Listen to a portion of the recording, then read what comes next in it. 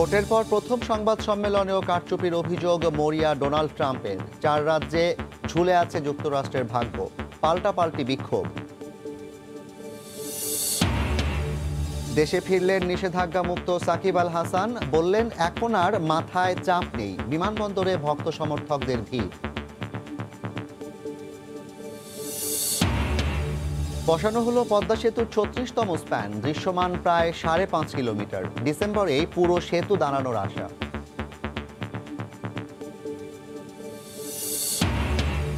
গাজীপুর চৌরাস্তা থেকে টঙ্গী ব্রিজ পর্যন্ত রাস্তার বেহাল দশা, সীমাহীন দুর্ভোগে যাত্রী ও এলাকাবাসী। অসন্তোষ খোদ মেয়রের। এবং 120 কিলোমিটার দূরের টার্গেটে মিসাইল হামলা চালাতে সক্ষম যুদ্ধজাহাজ এখন নৌবাহিনীতে। সাবমেরিন শনাক্ত ধ্বংসে সক্ষম, আছে মেরিটাইম হেলিকপ্টারও।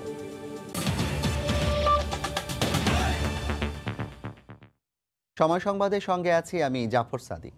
শুরুতেই মার্কিন নির্বাচনের খবর।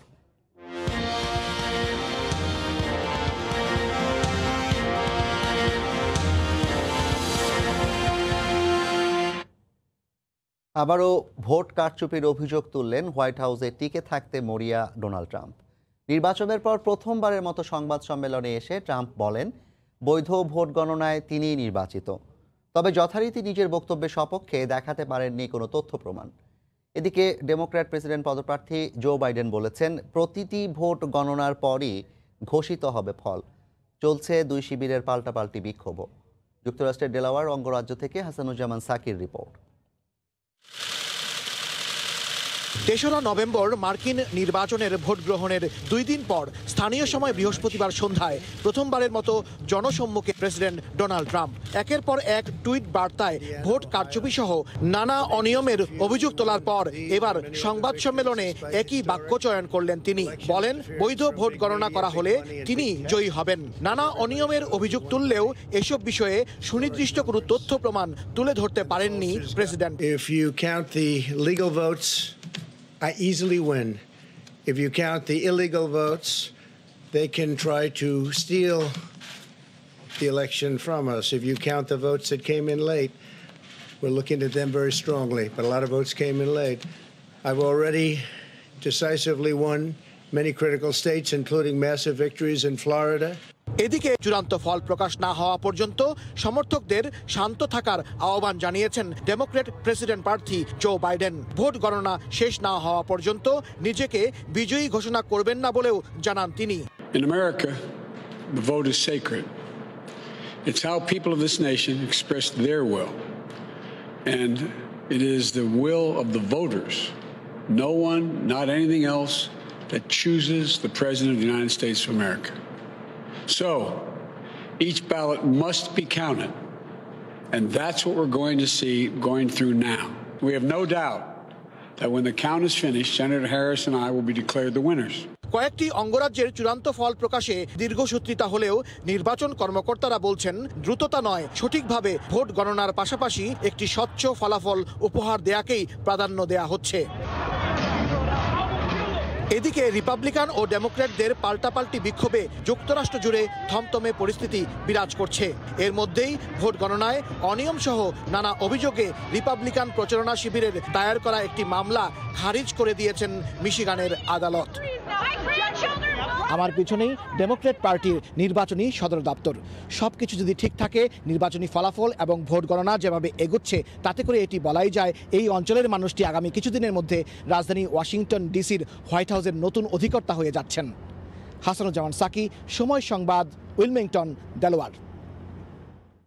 এই মুহূর্তে ওয়াশিংটন ডিসিতে আছেন সহকর্মী হাসানুজ্জামান সাকি এবং ক্যালিফোর্নিয়ায় আছেন লস্কর আল মামুন। মার্কিন নির্বাচনের সবশেষ খবর জানতে সরাসরি যাচ্ছি তাদের কাছে। ধন্যবাদ জাফর। আমি দেলোয়ার থেকে কিছুক্ষণ আগেই সময় সংবাদের যে ইউএস ইলেকশন হেডকোয়ার্টার রাজধানী ওয়াশিংটন ডিসি, সেখানে আমি এসে পৌঁছেছি।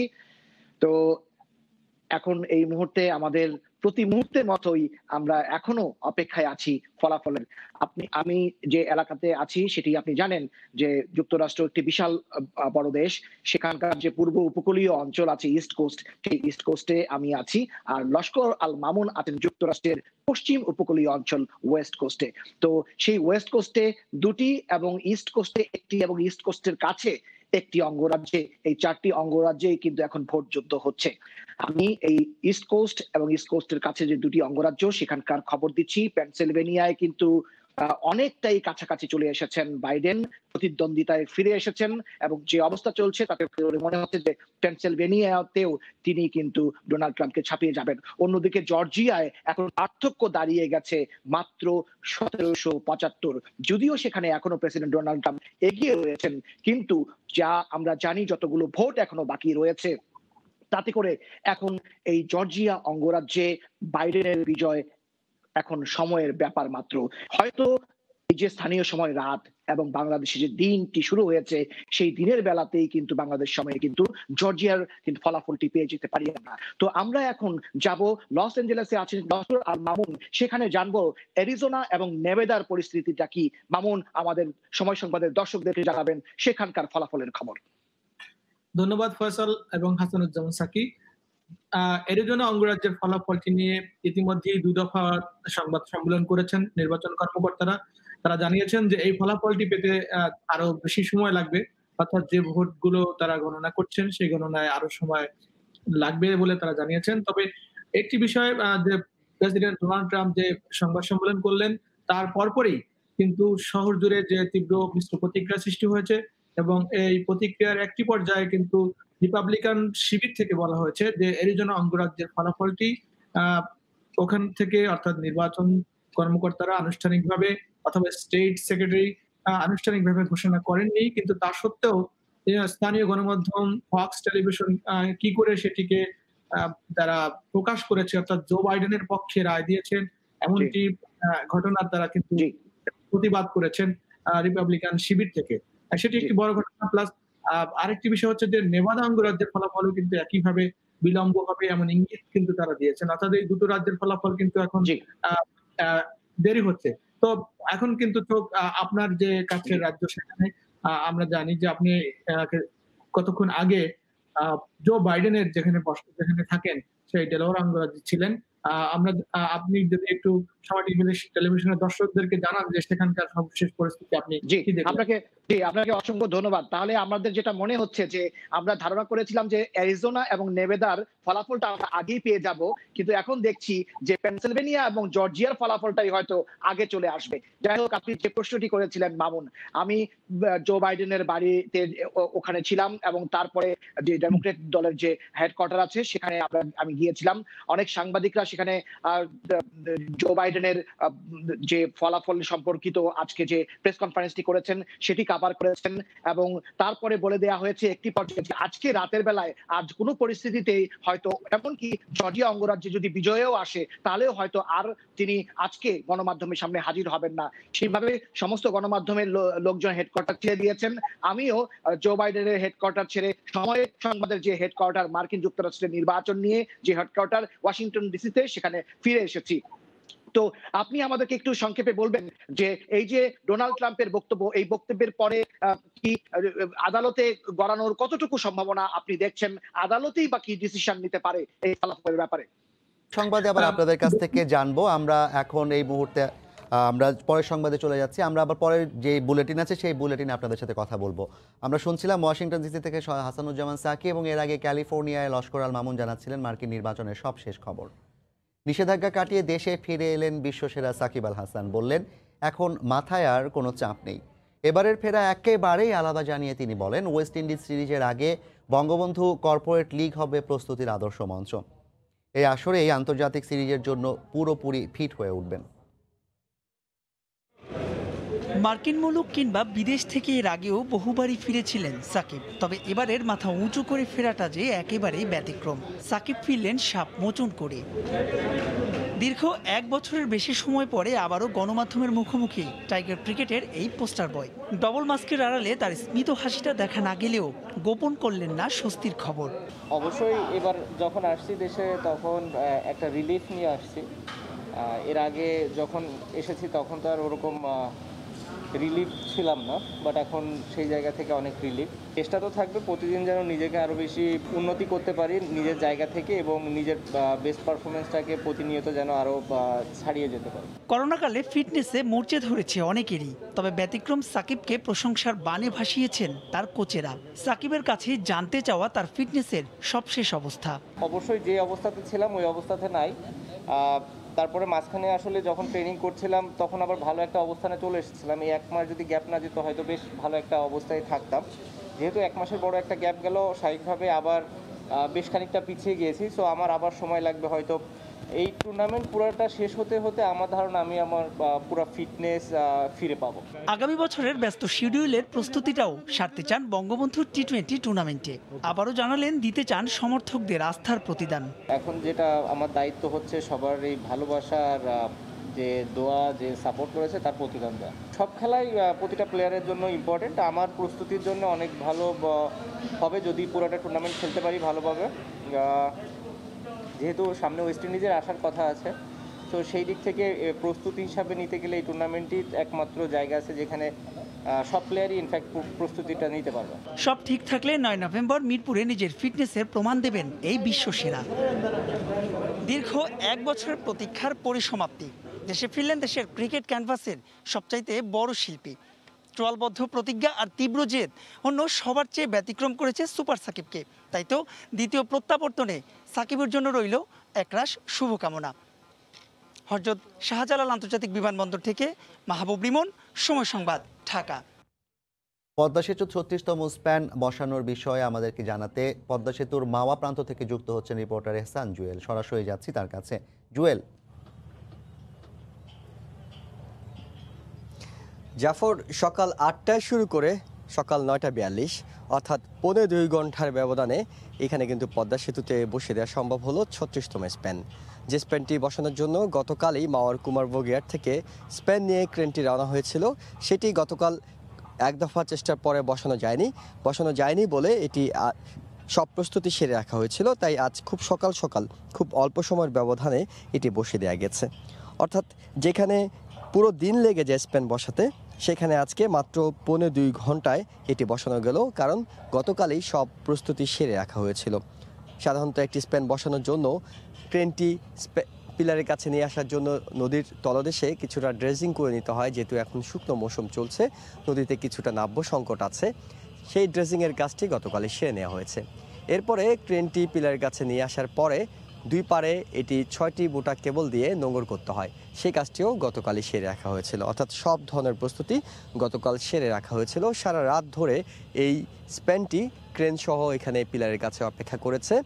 স্প্যানটির নিরাপত্তা দেওয়ার জন্য বাংলাদেশ সেনাবাহিনীর সদস্যরা 2 পাশে তারা টহল দিয়েছেন, যাতে অন্য কোনো ধরনের নৌযানের সঙ্গে এটির কোনো ধরনের দুর্ঘটনা না ঘটে। এইসব নিয়েই যেহেতু সব প্রস্তুতি শেষ করা ছিল, তাই খুব বেশি সময় লাগেনি। দেখতে পাচ্ছেন ক্যামেরায় যে স্প্যানটি বসে গেছে মাওয়া প্রান্তে, এখন টানা 7টি স্প্যান দৃশ্যমান। এই 7টি স্প্যানে 1 কিলোমিটারের বেশি সেতু দৃশ্যমান হয়েছে। তবে বড় কথা হলো জাফর, সেটি হলো যে এটি মাওয়া প্রান্তের সবচেয়ে কাছের স্প্যান এখন পর্যন্ত। পাড়ের সঙ্গে সংযোগ ঘটাতে আর একটি মাত্র স্প্যানের ব্যবধান বাকি, অর্থাৎ আরেকটি স্প্যান বসানো হলেই পাড়ের সঙ্গে কিন্তু পদ্মা সেতুর সংযোগ হয়ে যাবে।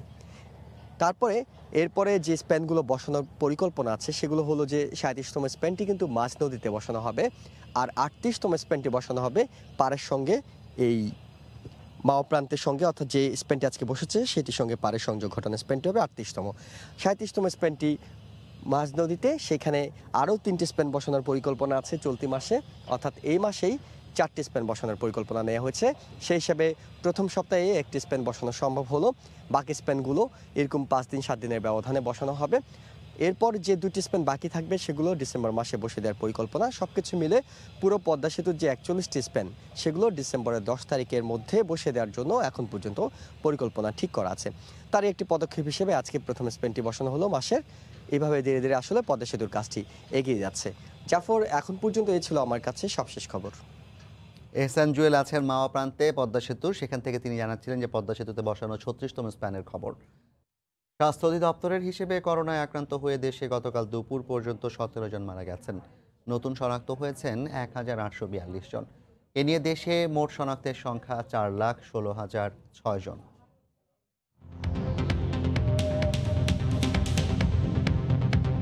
দেশে একদিনে নমুনা পরীক্ষা করা হয়েছে 15,225 জনের। এ পর্যন্ত মোট নমুনা পরীক্ষা করা হয়েছে 23,04,902 জনের। 24 ঘন্টায় নতুন শনাক্ত হয়েছেন 1,842 জন। এ নিয়ে দেশে মোট রোগীর সংখ্যা দাঁড়ালো 4,16,006 জন। 24 ঘন্টায় মারা গেছেন 17 জন। এ পর্যন্ত করোনা আক্রান্ত হয়ে মারা গেলেন 6,021 জন। করোনা থেকে 24 ঘন্টায় সুস্থ হয়েছেন 1,892 জন। এ পর্যন্ত সুস্থ হয়েছেন 3,33,588 জন। 120 কিলোমিটার দূরত্বের লক্ষ্যবস্তুতে নিখুঁত মিসাইল হামলার পাশাপাশি সাগরতলে সাবমেরিন শনাক্ত এবং ধ্বংসে সক্ষম ত্রিমাত্রিক জাহাজ এখন বাংলাদেশ নৌবাহিনীতে। সৈন্য রসদ আনা নেয়ার মেরিটাইম হেলিকপ্টারও থাকছে এসব যুদ্ধজাহাজে। সাক্ষাৎ ত্রিপুর ক্যামেরায় বিস্তারিত জানাচ্ছেন কমল দে। 2030 সালের মধ্যে ফোর্সেস গোল অর্জনের পাশাপাশি বিশাল সমুদ্র সীমাকে সুরক্ষিত করতে আধুনিক করা হচ্ছে বাংলাদেশ নৌবাহিনীকে। ইতিমধ্যে সংগ্রহ করা হয়েছে মেরিটাইম হেলিকপ্টার এবং সংযোজন হয়েছে সাবমেরিন, আর এখন একের পর এক সংযোজন হচ্ছে যুদ্ধজাহাজ। সাম্প্রতিক সময়ে নৌবাহিনীর বহরে যুক্ত হয়েছে বিভিন্ন সক্ষমতার অন্তত 21টি যুদ্ধজাহাজ। এই বহরে সর্বশেষ সংযোজন হয়েছে বিএনএস ওমর ফারুক ও বিএনএস আবু ওবায়দা নামের দুটি ফ্রিগেট এবং বিএনএস প্রত্যাশা নামের অত্যাধুনিক করভেট যুদ্ধজাহাজ। দীর্ঘ সময় ধরে গভীর সাগরে অবস্থান নিয়ে যুদ্ধ চালিয়ে যেতে সক্ষম জাহাজগুলো। 112 মিটার দৈর্ঘ্যের জাহাজগুলোতে সংযুক্ত করা হয়েছে অত্যাধুনিক সব সমরাস্ত্র। ফ্রিগেট দুইটি ভূমি থেকে ভূমিতে 120 কিলোমিটার দূরের লক্ষ্যবস্তুতে এবং ভূমি থেকে আকাশে 15 কিলোমিটার দূরের লক্ষ্যবস্তুতে আঘাত হানতে সক্ষম। এছাড়াও তারা আন্ডার ওয়াটার সাবমেরিনের সাথে যোগাযোগ করতে সক্ষম এবং শত্রু সাবমেরিনকে ধ্বংস করার জন্য জাহাজ দুটিতে অত্যাধুনিক সমরাস্ত্র রয়েছে। ঘন্টায় 25 নটিক্যাল মাইল গতিতে চলতে সক্ষম এই জাহাজগুলিতে শত্রুর বিমানের পাশাপাশি জাহাজ এবং স্থাপনায় আঘাত হানতে সক্ষম কামান, ভূমি থেকে আকাশে এবং ভূমি থেকে ভূমিতে উৎক্ষেপণযোগ্য মিসাইল সংযোজন করা হয়েছে। 3 ধরনের ক্ষমতা সম্পন্ন একটি অত্যাধুনিক ফ্রিগেট। এটা দ্বারা আমার শত্রুদের আন্ডার ওয়াটার অর্থাৎ পানির নিচে যে সাবমেরিন থাকে সেটা ধ্বংস করতে পারি। আমরা প্রায় 120 নটিক্যাল মাইল দূরের 120 কিলোমিটার দূরের যে যুদ্ধ জাহাজ থাকে সেগুলো ধ্বংস করতে পারি মিসাইলের মাধ্যমে। সমুদ্র এলাকায় অবৈধ অনুপ্রবেশ ঠেকানোর পাশাপাশি জলদস্যুতা রোধ, সাগরে তেল গ্যাস এবং খনিজ সম্পদ অনুসন্ধানে নিরাপত্তা নিশ্চিত করবে নৌবাহিনীর এসব যুদ্ধ জাহাজ। কমল দে, সময় সংবাদ, চট্টগ্রাম। গাজীপুর চৌরাস্তা থেকে টঙ্গী ব্রিজ পর্যন্ত রাস্তার বেহাল দশায় গত 3 বছর ধরে সীমাহীন দুর্ভোগ পোহাচ্ছেন যাতায়াতকারী ও এলাকাবাসী। অবকাঠামো নির্মাণ ও সংস্কার কাজের ধীর গতিতে যান চলাচল প্রায় স্থবির হয়ে পড়েছে। গাজীপুরের মেয়র বলেন, প্রকল্প পরিচালকের উদাসীনতায় দীর্ঘায়িত হচ্ছে দুর্ভোগ। এ নিয়ে ক্যামেরার সামনে মুখ খুলতে নারাজ প্রকল্প পরিচালক। সাইফুল ইসলামের ক্যামেরায় সালাউদ্দিন সুমনের রিপোর্ট। গাজীপুর চৌরাস্তায় রাত দিন এমনই চাপ থাকে যানবাহনে। প্রতিদিন এই চৌরাস্তা থেকে টঙ্গী হয়ে ঢাকায় যাওয়া আসা করেন উত্তরবঙ্গের রাজশাহী ও রংপুর এবং ময়মনসিংহ বিভাগের হাজার হাজার মানুষ। দীর্ঘ পথ পেরিয়ে গন্তব্যস্থল ঢাকা যখন একেবারেই হাতের নাগালে, তখনই যাত্রীদের মুখোমুখি হতে হয় দুর্ভোগের। ময়মনসিংহতে যে সময় আসি গাজীপুর চৌরাস্তা, এর চেয়ে ডাবলের উপরে সময় লাগে আমরা ঢাকা বসে। রাস্তা ভাঙা, বড় গাড়ি যাইতে পারে না, ছোট গাড়িও যাইতে পারে না। একই সাথে এই রাস্তায় চলছে সম্প্রসারণ, সংস্কার ও এলিভেটেড এক্সপ্রেসওয়ের অবকাঠামো নির্মাণের কাজ। মাত্র 13 কিলোমিটার পথ পাড়ি দিতে সময় লাগছে 1.5 থেকে 2 ঘন্টা। এই ভাঙ্গা রাস্তার মধ্যে অটো, সিএনজি, লেগুনা এগুলো লেগে আমরা গাড়ি নিয়ে যাইতে পারি না। 1 সপ্তাহ ধরে রাস্তা আরো চিপা হয়ে গেছে, দুনো সাইড কাটিয়া নতুন করে কাজ করতেছে। উত্তরা এয়ারপোর্ট থেকে জয়দেবপুর পর্যন্ত রাস্তার উন্নয়ন কাজ শুরু হয় 2018 সালে। কাজ শুরুর পর এই রাস্তার টঙ্গী ব্রিজ থেকে গাজীপুর চৌরাস্তা পর্যন্ত ক্রমেই ভয়াবহ হয়ে ওঠে। ধুলাবালিতে আশেপাশে যারা বাসা বাড়িতে আছে তারা কিন্তু থাকতে পারতেছে না, গাড়ি ভেঙে যা, গাড়ি থাকে না, ওই ভাঙ্গা চূড়া লেগে।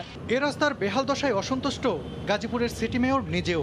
প্রজেক্টের যে ডিজাইন করেছে তাদের একটি ভুল আছে এবং যেখানে যে পিডি আছে তারা এই কাজটা সেইভাবে তারা কন্ট্রাক্টরকে সেইভাবে চাপ দিয়ে কাজটা করায়নি। 3 বছর হয়ে গেছে কিন্তু রাস্তার 1 কিলো পর্যন্ত এখনো তারা সমাপ্তি করেনি। এ বিষয়ে কথা বলার জন্য সংশ্লিষ্ট কাজের প্রকল্প পরিচালকের সঙ্গে যোগাযোগ করা হলে তিনি ক্যামেরার সামনে আসতে রাজি হননি। রাস্তা সম্প্রসারণ, সংস্কার কিংবা অবকাঠামো নির্মাণে রাজপথে কিছুটা দুর্ভোগ হতেই পারে, সেটি মেনেও নেন সাধারণ মানুষ। কিন্তু এসব কাজে যখন অতিমাত্রায় দীর্ঘসূত্রিতা হয় তখনই বাড়ে দুর্ভোগ, দেখা দেয় নানান প্রশ্ন। গাজীপুর চৌরাস্তা থেকে টঙ্গী পর্যন্ত রাস্তায় যে সীমাহীন দুর্ভোগ তা লাঘবে অতি দ্রুত কার্যকর ব্যবস্থা নেওয়া হবে, এমনটাই প্রত্যাশা সাধারণ মানুষের। সালাউদ্দিন সুমন, সময় সংবাদ, গাজীপুর। লোকসান ও ঋণের বোঝার পুরনো যন্ত্রপাতি দিয়েই খুঁড়িয়ে চলছে ঠাকুরগাঁওয়ের একমাত্র ভারী শিল্প প্রতিষ্ঠান চিনিকলটি।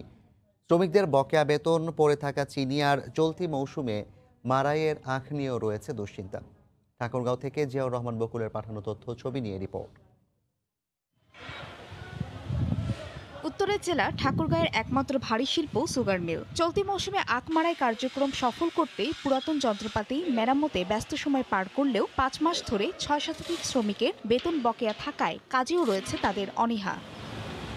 এদিকে খোলা বাজারে চেয়ে মিলের চিনির দাম বেশি হওয়ায় গোডাউনেই পড়ে আছে প্রায় 3000 মেট্রিক টন চিনি। আর সময় মতো চিনি বিক্রি না হওয়ায় গুণগত মান নষ্টের পাশাপাশি প্রতি বছর লোকসানে পড়ছে মিলটি। কর্তৃপক্ষ সময় মতো টাকা দিতে না পারায় চলতি মৌসুমেও কাঙ্ক্ষিত আখ মারাই কার্যক্রম ব্যাহতের শঙ্কা। উৎপাদনে 6 মাস পর্যন্ত সঠিক থাকে, 6 মাস পরে আস্তে আস্তে ওটা কালার নষ্ট হয়। আখের দাম যদি প্রতি কুইন্টাল 400 টাকা হয় তাহলে আগের দামটা আবার পুনরায় ফিরে আসবে। চাষিদের সময় মতো আখের মূল্য পরিশোধের পাশাপাশি শ্রমিকের বকেয়া পরিশোধ ও চিনির দাম কমানো সহ বর্ধিত প্রকল্প বাস্তবায়ন হলে মিলটি টিকিয়ে রাখা সম্ভব বলে মনে করছেন কর্তৃপক্ষ।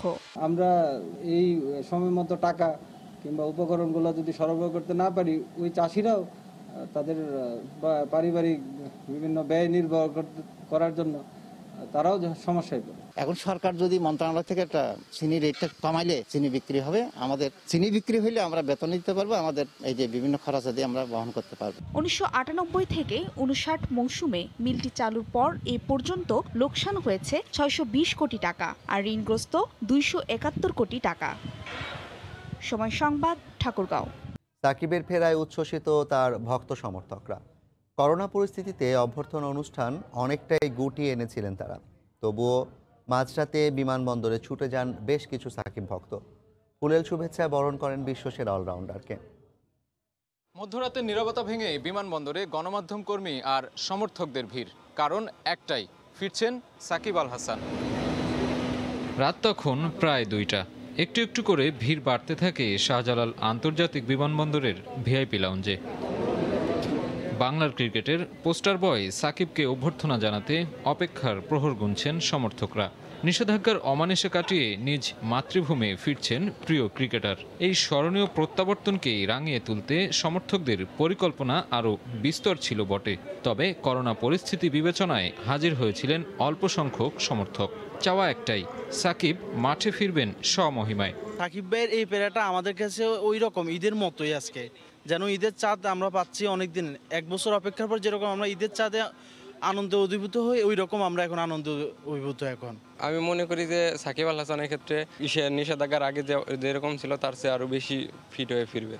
কয়েকদিনের কোয়ারেন্টাইন শেষে অনুশীলনে নামবেন সাকিব। এরপর বিসিবি আয়োজিত বঙ্গবন্ধু টি-20 লিগে অংশ নেবেন তিনি। মাঠের সাকিব ফিরবেন আরও ক্ষুরোধার পারফরমেন্স দিয়ে। আগে যেমন ওয়ার্ল্ড কাপে যেমন খেলেছে ঠিক তেমনভাবে আবারও ফিরবে সাকিব আল হাসান। আশা করি তিনি মাঠেও প্রমাণ করবেন যে তিনি বিশ্বসেরা অলরাউন্ডার এবং তিনি সবসময় দেশের জন্য খেলেছেন, ভক্তগুলোর জন্য খেলেছেন। সামনে যে সিরিজ আছে ওই সিরিজও ভিড়ের বেশি সাকিব ভাই ইনশাআল্লাহ মাঠে ফিরে আসবে। গেল 29 অক্টোবর নিষেধাজ্ঞার বেড়াজাল থেকেই মুক্ত হন সাকিব। ফেরাটা অবশ্য রাজকীয়ই হয়েছে তার। ফিরে যে মাথায় পড়েছেন ওয়ানডে ক্রিকেটে বিশ্বসেরা অলরাউন্ডারের মুকুট। সাজিদ আরাফাত, সময় সংবাদ, ঢাকা। এ পর্যায়ে শীর্ষ সংবাদ জানিয়ে দিচ্ছি আরেকবার। If you count the legal votes, I easily win. If you count the illegal votes, they can try to steal the election from us. ভোটের পর প্রথম সংবাদ সম্মেলনেও কারচুপির অভিযোগ মরিয়া ডোনাল্ড ট্রাম্পের। 4 রাজ্যে ঝুলে আছে যুক্তরাষ্ট্রের ভাগ্য, পাল্টাপাল্টি বিক্ষোভ। দেশে ফিরলেন নিষেধাজ্ঞামুক্ত সাকিব আল হাসান, বললেন এখন আর মাথায় চাপ নেই, বিমানবন্দরে ভক্ত সমর্থকদের ভিড়। এবং বসানো হলো পদ্মা সেতুর ৩৬তম স্প্যান, দৃশ্যমান প্রায় ৫.৫ কিলোমিটার। ডিসেম্বরেই পুরো সেতু দাঁড়ানোর আশা।